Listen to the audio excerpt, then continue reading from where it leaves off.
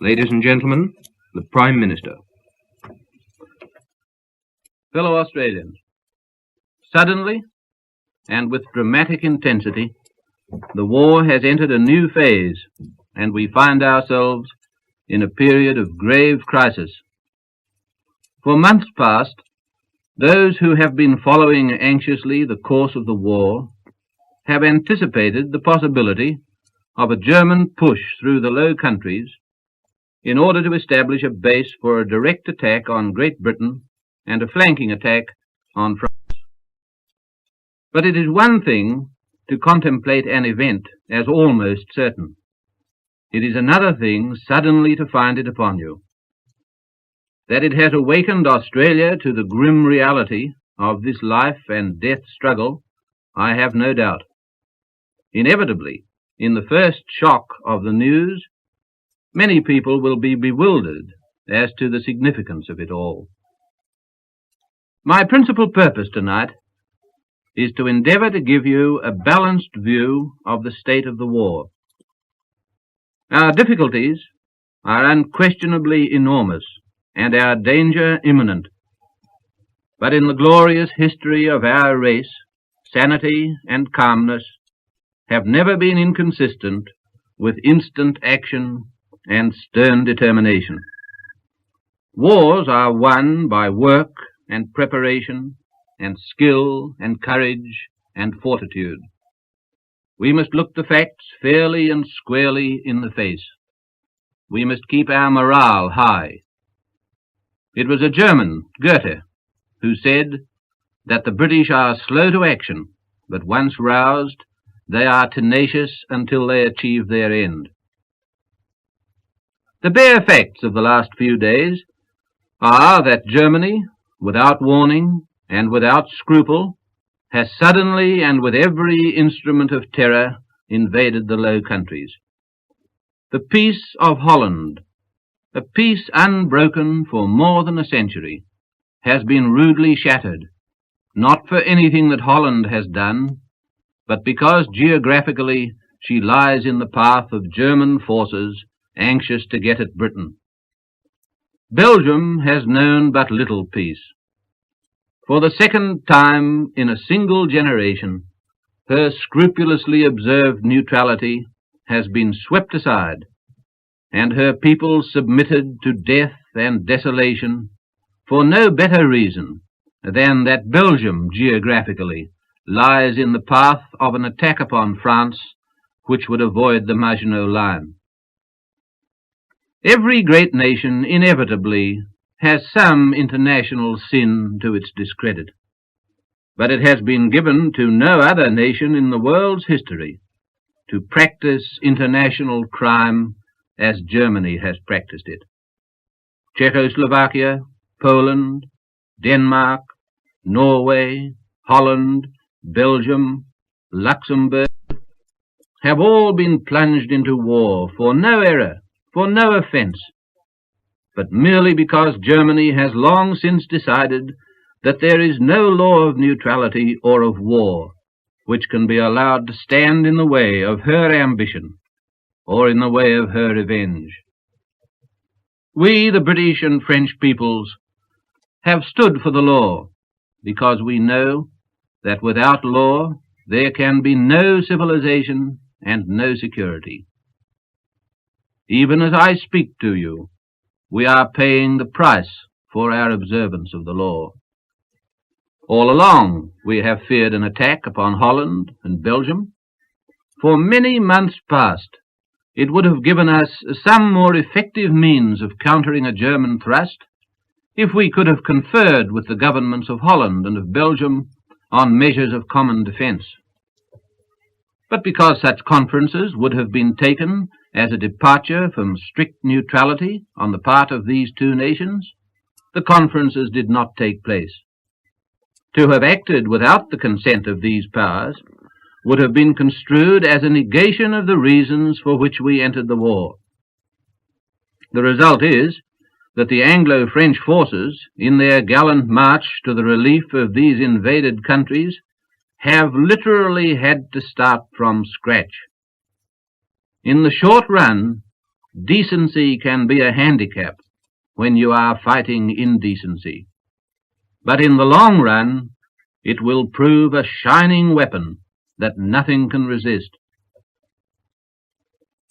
Foul and immoral though it is, the German attack has been developed with great skill, with vast numbers, and with consummate though misguided bravery. Holland, evidently infested by Nazi spies, has sustained an attack upon her rear by parachute troops. Her aerodromes and her towns have been bombed. The German armies have hammered their way through her frontiers. Belgium, with an experienced and gallant army, reinforced by Great Britain and France, is putting up a magnificent resistance, and we may yet anticipate that a successful stand will be made between Antwerp and Namur and Liège. What is to be the outcome of it all? Do all the advantages go to Germany from these tactics, from this sudden attack, or are there some advantages for us? I would like to weigh that problem up a little and give you, as best I can, the answer. First, what are the potential advantages to the enemy? As I see them, she would, by a conquest of Holland, secure both air and sea bases for short-range attacks on Great Britain. With the Dutch aerodromes in her possession, she could send her bombing aircraft to the east of Great Britain, not alone, but escorted by fighters. She could greatly intensify her sowing of magnetic mines from the air. She could make concentrated aerial attacks upon British shipping. She could add greatly to her means of submarine attack upon British shipping. She might, in a desperate throw, land troops by parachutes or ships on British soil, and hope to secure by this means not so much a military conquest of Great Britain as an attack upon our morale and some dispersion of our forces. In brief, she hopes by a conquest of Holland to get the means for a counter-blockade, for added destruction of our shipping, and for a consequential dislocation of the economic life even of a country so far distant as Australia. If Belgium is conquered, all these things become doubly true, while at the same time she finds a means of circumventing the Maginot Line and sees her way to an attack upon France. These are the direct gains which Germany seeks, but there would be indirect gains. Any catastrophe to our arms in the northwest of Europe must inevitably affect what remains of neutral Europe. Germany aims to strike terror into the Balkans and to create a state of affairs in the Mediterranean which might be thought to imperil our position in the Middle East and leave India, Australia, and New Zealand in dangerous isolation. That is a grim picture, but we will be guilty of desperate folly if we do not look at it honestly and steadfastly. It is many years since the Low Countries were described as a pistol pointed at the heart of England. The metaphor is still true. But is there another side to the picture? I believe that there is. In one swoop, the German western frontier is now made equal to our own. Do you realize that throughout all these waiting months, the Anglo-French forces have had to guard 400 miles of frontier from Switzerland to the sea, including the whole of the Franco-Belgian frontier, because we have known that Germany could not be trusted to respect the neutrality of Belgium, while Germany, on her Siegfried Line, knowing full well that we would not violate Belgian neutrality, has had to defend only the 180 miles which make up the actual frontier between herself and France. All that is now changed. However the line of battle may waver in France, in Luxembourg, in Belgium, in Holland. It will be a line the whole length of which Germany will have to defend against the combined forces of the Allies. Again, we have, by these events, added to the Allied armies the armies of Holland and of Belgium. At least 1 million fighting men, together with their air forces, their artillery, their military equipment and supplies. All these things representing an invaluable addition to our fighting strength.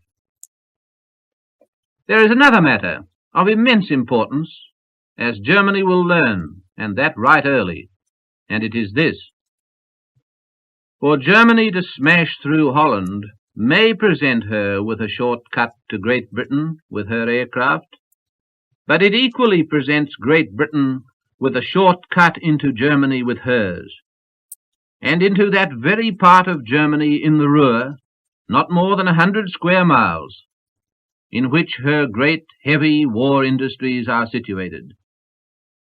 Two can play at every game, and the people of Germany may think differently about this war when they find, as they shall, that we can give blow for blow and bomb for bomb.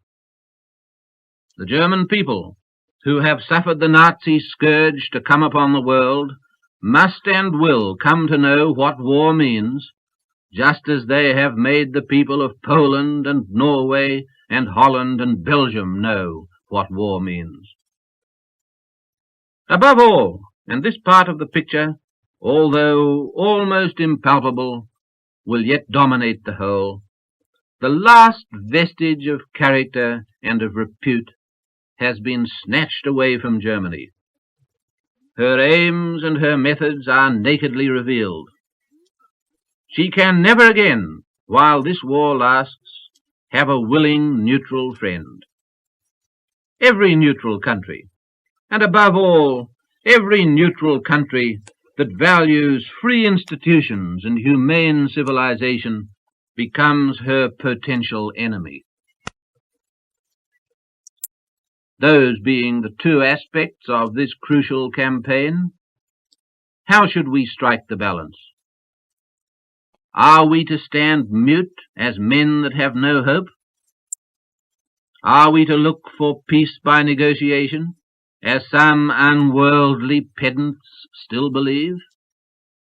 Are we in Australia, because we live 12,000 miles away, to shrug our shoulders with indifference and concentrate upon the pleasures of life, as if the possible defeat of Great Britain and of France meant nothing to us? Or are we to treat the whole deadly business as a challenge, as an inspiration to show, as we have had occasion to show before, that we will admit of no defeat when all those good and honourable things for which we stand are at stake? There cannot be, there must not be any doubt as to our answer. The tocsin is sounding all over the British world. It summons us to the greatest effort in our history. It does not call us to easy victory. This is no mere passing incident in the history of civilization. It is the most fateful of all fateful hours. We are confronting the most powerful enemy that we have known. Germany's air power is enormous. Her airmen have skill and daring. Nothing would be more unjust, indeed more dangerous, than to undervalue the superb bravery of men who are prepared to descend by parachute into an enemy country. The German army is every whit as great in numbers as the army of 1914. Its equipment is stupendous. For reasons which it is now fruitless to debate, Germany had at least 3 years' start on Great Britain in the process of rearmament. The German is a born organizer, with an astonishing capacity for detailed preparation and industrial efficiency. He immolates himself willingly upon the altar of the state. Germany herself is a country of complete and iron discipline. She permits no strikes. She tolerates no public controversy about her strategy or her tactics. She has almost all of the resources of Middle and Eastern Europe to draw upon. She handicaps herself with no scruples. With her, war is literally to the death, whether the death be of the soldier in the field or of the householder in his home.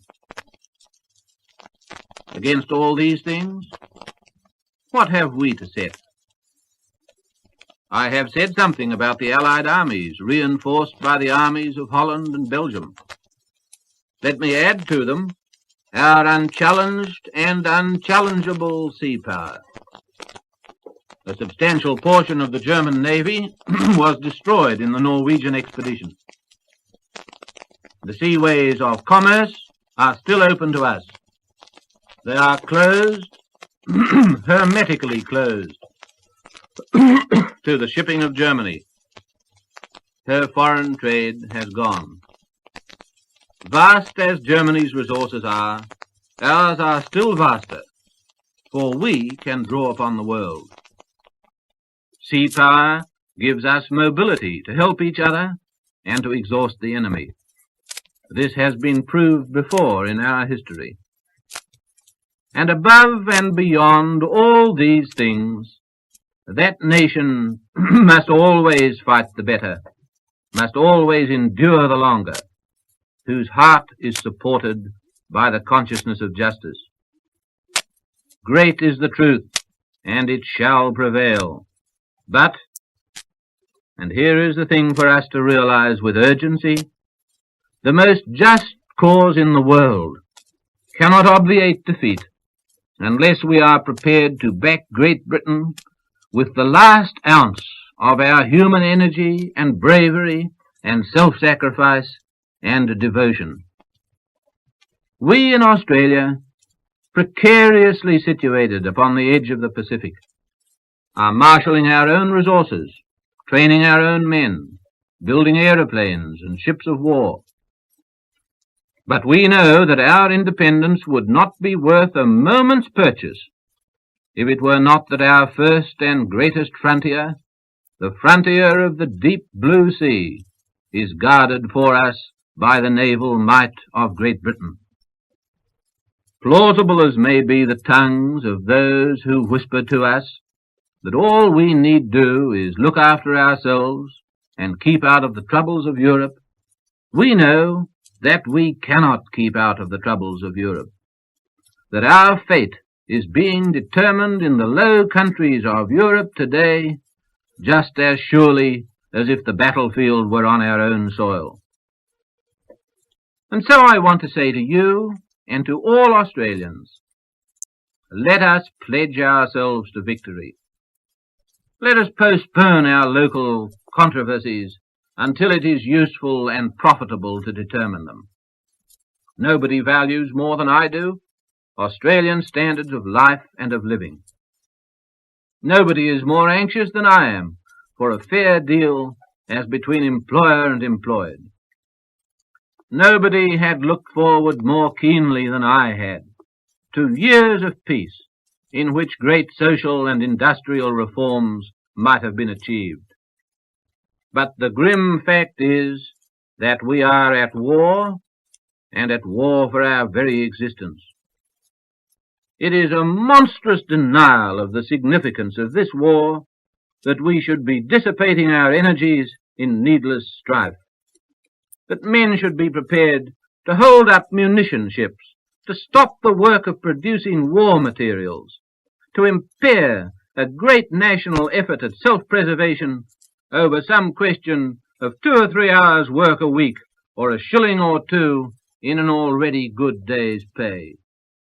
Would we be doing these mad things if the enemy had landed in Queensland, or if our coastal shipping were at this moment being hammered by a hostile fleet? Surely we have enough imagination to know that the matter is no less real because the sinking ships are in the English Channel, or the fighting armies in the fields of Belgium. No longer can any of us have any excuse for imagining that Australia's role is that of a spectator interested in a far-off spectacle. This is our war, and the winning of it is our business, and that business cannot be successfully concluded by a disunited or half-hearted people. I have no doubt that if the spirit of all the British people the world over is that we will give and give and give until we have nothing left to give, we will win this war and we shall save the world. Yesterday and today the War Cabinet has been meeting.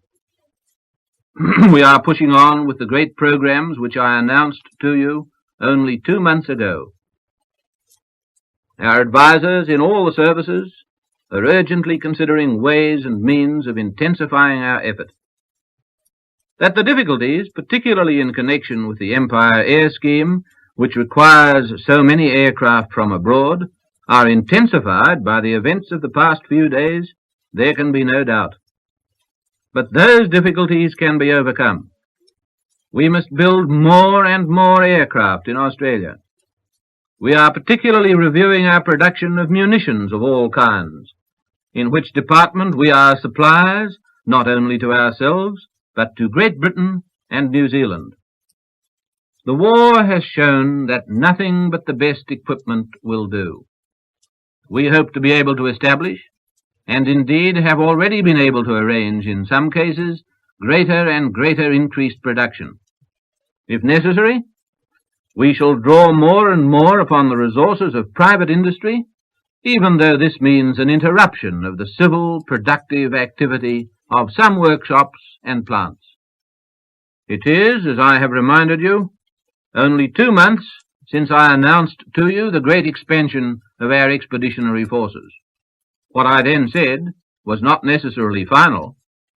Our policy is to do everything that we can as fast as we can. Let me say quite plainly that we set no artificial limit to our efforts in this war. The local defence of Australia is immeasurably more assured than it was a year ago. And because of what I have told you tonight, we must go ahead faster and faster with the recruitment and training of forces for overseas. Let us fill up the ranks of our Army Corps as soon as possible. Recruits are needed. The sooner they are enlisted, the sooner will they be trained and ready to take their part in the struggle. There is also the problem of the enemy within our gates.